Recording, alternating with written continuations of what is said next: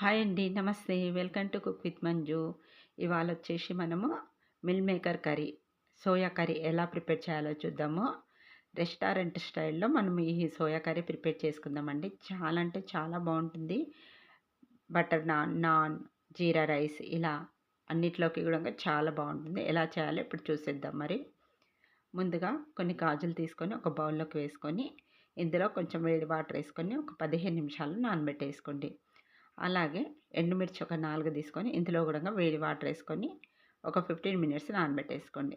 తర్వాత బౌల్‌లోకి కొద్దిగా వాటర్ తీసుకొని ఇందులోకి ఒక టీ స్పూన్ దాకా సాల్ట్ వేసుకొని, ఈ వాటర్ మరిగేటప్పుడు ఇందులోకి ఒక కప్పు దాకా సోయా వేసుకొని, ఈ సోయాను ఒక 2, 3 నిమిషాలు బాగా ఉడికించుకోవాలి. సాల్ట్ వేసి సోయా ఉడికించుకోవడం వల్ల ఈ సోయా అనేది బాగా సాఫ్ట్‌గా వస్తుంది. పొంగినట్టుగా వస్తాయి. చప్పగా లేకుండా బావుంటాయి. అందుకని సాల్ట్ వేసి ఉడికించుకోవాలి.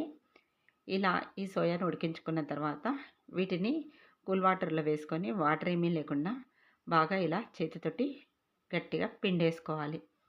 మనం తీసుకున్న ఈ సోయా అంతా గూడంగా ఇలా పిండేసుకొని ఒక ప్లేట్‌లోకి రెడీగా పెట్టేసుకోవాలి.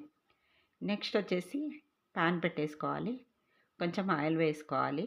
ఆయిల్ కొంచెం హీటెక్కిన తర్వాత ఇందులోకి మనం ఇప్పుడు ఉడికించుకొని పెట్టుకున్నాం కదా! సోయాను వేసుకోవాలి. సోయా వేసేసుకున్న తర్వాత గోల్డ్ బ్రౌన్ కలర్ వచ్చేంత వరకు సోయాని మాడకుండా వేపుకోవాలి. సోయా కొంచెం ఇలా వేయించుకొని చేసుకుంటే టేస్ట్ అనేది బావుంటుందనమాట. ఇలా వేపుకోండి. ఇప్పుడు దీన్ని తీసి ఒక ప్లేట్‌లోకి పెట్టేసుకోవాలి. తర్వాత చిన్న ప్యాన్ ఒకటి పెట్టుకొని కొంచెం ఎండు కొబ్బరి ముక్కలు, అలాగే ఒక స్పూన్ దాకా గసగసాలు వేసుకోవాలి. వేసుకొని వీటిని గూడంగా బాగా దోరగా వేపుకోండి. ఇప్పుడు మిక్సీ జార్ తీసుకొని ఇందులోకి ఉల్లిపాయలు వేసుకోవాలి. ఆ తర్వాత ఇప్పుడు మనం ఇందులోకి అల్లం, వెల్లుల్లి వేసుకోవాలి. తర్వాత టమాటాలు ఒక 2 లేదంటే 3 వేసుకోండి. టమాటా వేసేసుకున్న తర్వాత నెక్స్ట్ ఇప్పుడు ఇందులోకి మనం వేయించి పెట్టేసుకున్న కొబ్బరి, గసగసాలు వేసుకోవాలి. ఇప్పుడు ఇందులోకి ఎండుమిరపకాయలు వేసుకోండి. అలాగే కాజు గూడంగా వేసుకోవాలి. ఇలా వేసేసుకున్న తర్వాత వీటిని మిక్సీ పట్టుకోవాలి. మనం ఈ కాజు వాటర్‌తో వేసుకున్నాం కాబట్టి ఇంకా మనం ఎక్స్ట్రాగా వాటర్ వేయవలసిన అవసరం లేదు. ఇంక మెత్తగా ఇలా మిక్సీ పట్టండి. ఇప్పుడు మళ్ళీ ప్యాన్ పెట్టేసుకొని ఆయిల్ వేసుకోవాలి. 6 స్పూన్స్ వరకు వేసుకున్నాను ఆయిల్ అనేది. ఇప్పుడు కొంచెం హీటెక్కిన తర్వాత ఇందులోకి కొంచెం జీలకర్ర వేసుకోండి. అలాగే ఒక బిర్యానీ ఆకు, కొన్ని లవంగాలు వేసుకోవాలి. అలాగే ఇలాచి, దాల్చిన చెక్క ఈ అన్నీ వేసేసుకొని కొంచెం సేపు ఆయిల్‌లో వేగనివ్వండి.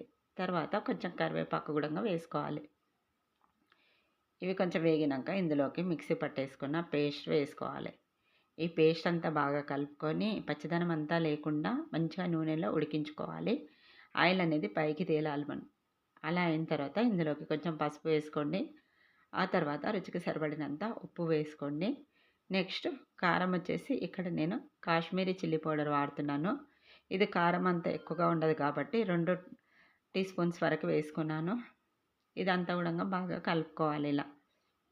మంచిగా కలిపేసుకున్న తర్వాత ఇప్పుడు ఈ గ్రేవీ అంతా కొంచెము దగ్గరికి అయ్యేంత వరకు ఇలా కలుపుకుంటూనే ఉండాలి.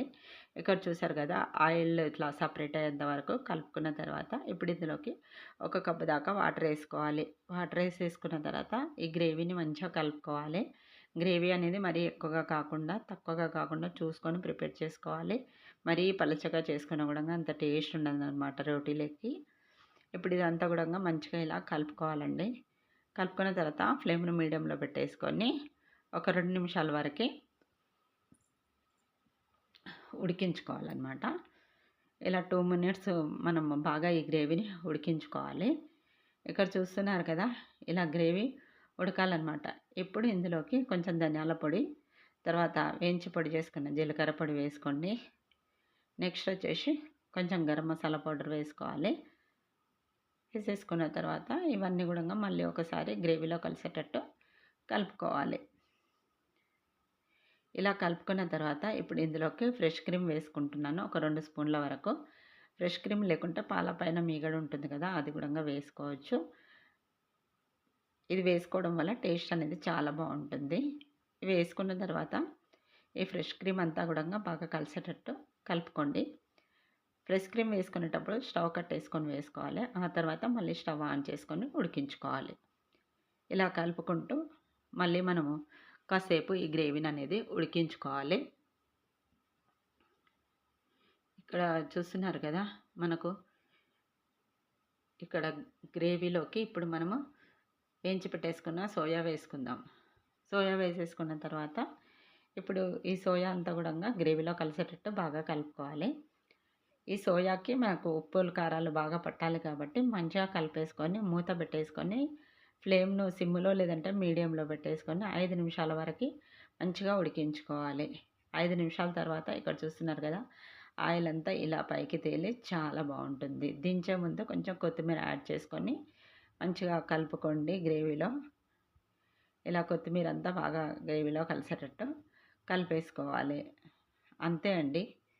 చూసారు కదా, మిల్ మేకర్ కర్రీ అనేది రెడీ అయిపోయింది.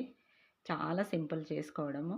చాలా అంటే చాలా బాగుంటుంది. ధాబాలో తిన్నప్పుడు మనకి ఎంత టేస్ట్ ఉంటుందో మనమే ఇంట్లో ప్రిపేర్ చేసుకోవచ్చు అంతకు మించిన టేస్ట్‌తో. చాలా అంటే చాలా బాగుంటుంది.